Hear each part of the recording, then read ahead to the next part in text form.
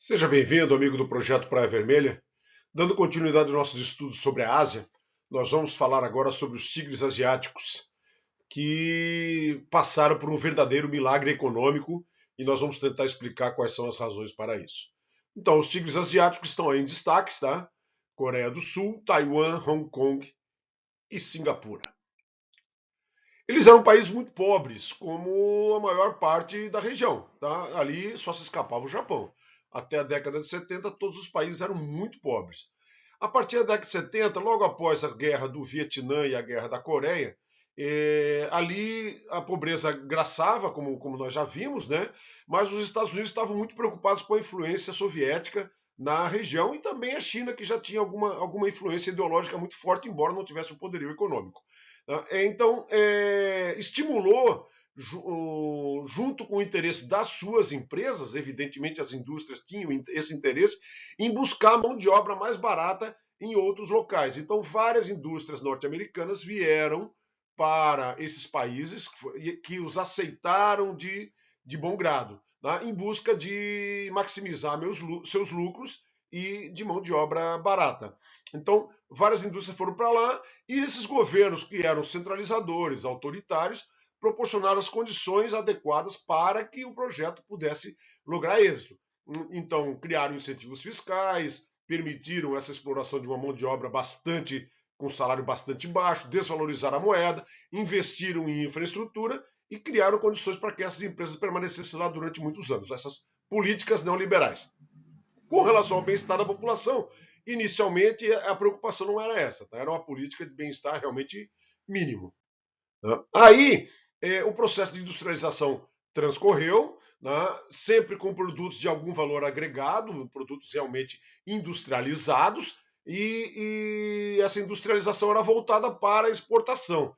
Tá? Então era produzidos lá, explorada a mão de obra barata lá, e as empresas levavam para vender no mercado mundial. Né? Com isso aí, nos anos 80 e nos anos 90, com a chegada de várias indústrias à região, houve um grande crescimento econômico, crescimento do PIB. Né? Então, houve muito investimento também em educação profissionalizante, e isso fez com que começasse a surgir um mercado interno mais promissor, tá? Com o aumento de renda, com o surgimento de uma classe média, e aí já aquelas empresas que tinham o interesse nessa mão de obra barata já tentaram buscar outras soluções, tá? Porque houve efetivamente uma solução, uma valorização da mão de obra e uma melhoria no poder aquisitivo da população. E aí surgiram aí essas fábricas que estavam lá, que eram de um valor agregado já significativo, indústrias de tecido, de roupas, alimentos, brinquedos, elas começaram a sair de lá e buscar novas opções, tá?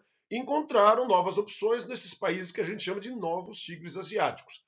Tailândia, Vietnã, Filipinas, Malásia e Indonésia.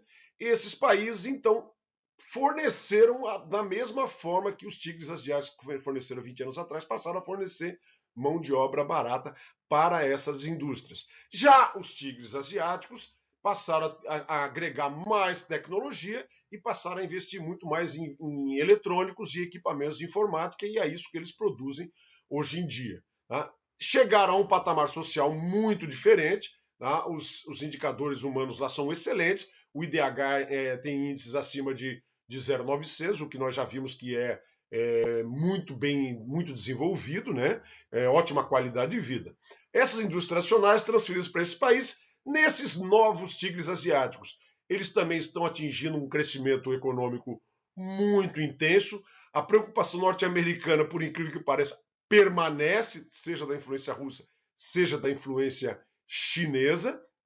As indústrias norte-americanas e agora também europeias encontram filiais lá, exploram essa mão de obra, e da mesma forma que os tigres asiáticos há 20 anos atrás, os patamares sociais ainda não foram melhorados significativamente. Embora o PIB tenha crescido, a economia tenha crescido a grandes taxas, os indicadores sociais permanecem ainda indicadores similares a países de terceiro mundo. Se vão conseguir chegar no patamar dos demais tigres asiáticos, ainda é uma incógnita. Outro aspecto interessante que eu acho julgo, apesar de não ter muito a ver com os tigres asiáticos, vocês podem ver que os Estados Unidos sempre apoiaram esses países nos arredores da China e da União Soviética no Pacífico, tá? Seja Japão, seja esses países que nós estudamos, velhos ou novos tigres asiáticos. Ali claramente existe uma briga de influência e nós vamos conversar sobre isso também quando a gente der uma olhada na China. Ok, gente? Sobre tigres asiáticos era isso. Um forte abraço.